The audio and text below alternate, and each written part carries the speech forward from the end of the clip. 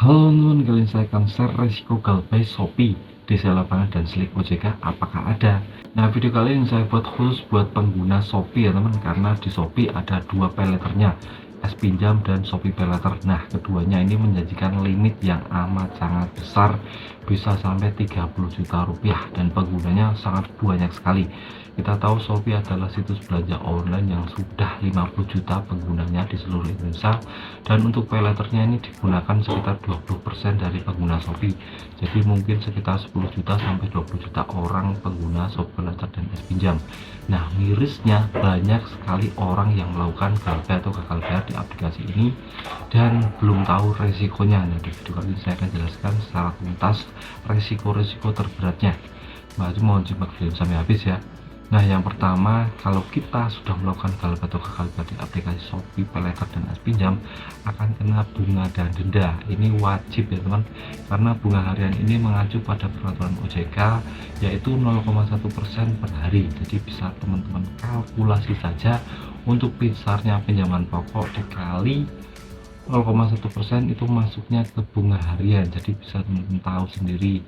Nah, teman-teman bisa cek sendiri, bisa hitung sendiri ya teman, tidak perlu saya jelaskan di sini, tinggal teman-teman cari besarnya pinjaman teman-teman dan dikali 0,1% itu ketemu bunga harian. Nah, kalau bunga harian ini sudah berjalan terus-menerus, maka nanti mentoknya di 100% pinjaman pokok teman. Jadi bunga dan denda ini juga ada limitasinya atau batasnya.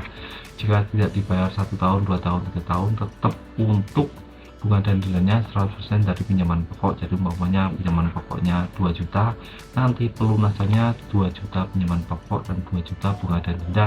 Itu berapa tahun pun akan seperti itu ya teman, misalnya 4 tahun 5 tahun juga seperti itu. Jadi tidak akan bisa lebih dari pinjaman pokok. Itu peraturan OJK dan harus ditaati Shopee Paylater maupun S pinjam. Nanti yang pertama untuk bunga dan denda. Untuk yang kedua, developernya gimana bang, apakah ada di seluruh Indonesia atau cuma di kota-kota yang terkait dengan Shopee.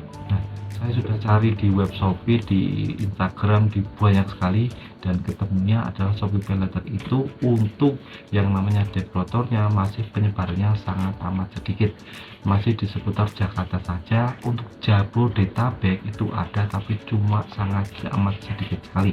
Jadi cuma kota-kota tertentu saja yang ada developernya, misalnya Bekasi, Jakarta, Cikarang itu ada, Yogyakarta itu ada, Medan nggak ada, Aceh nggak ada, dan banyak sekali tempat-tempat yang saya tahu. Tapi kalau teman-teman masih ragu, bisa tulis di kolom komentar domisili teman-teman ada di mana, nanti akan saya beritahu apakah akan didatangi developer atau tidak.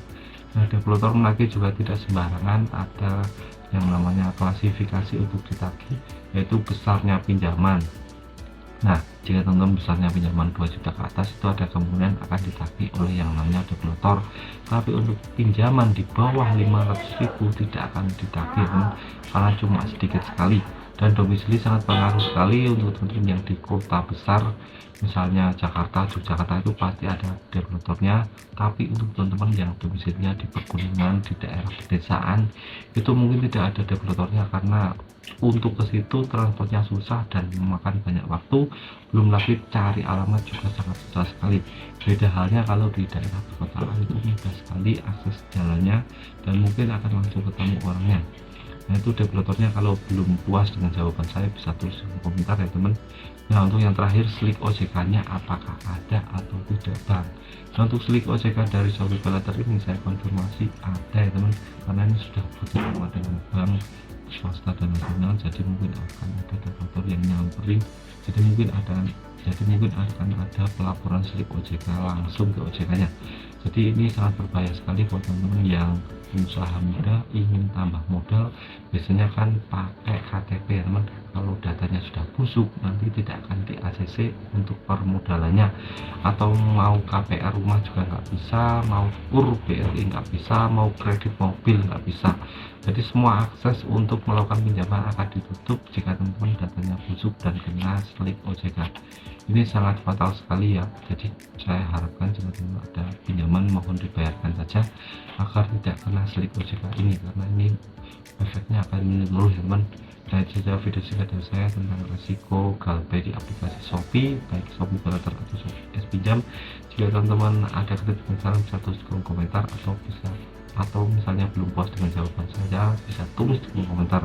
Nah, sekian video dari saya, semoga bermanfaat. Semangat depan lebih baik.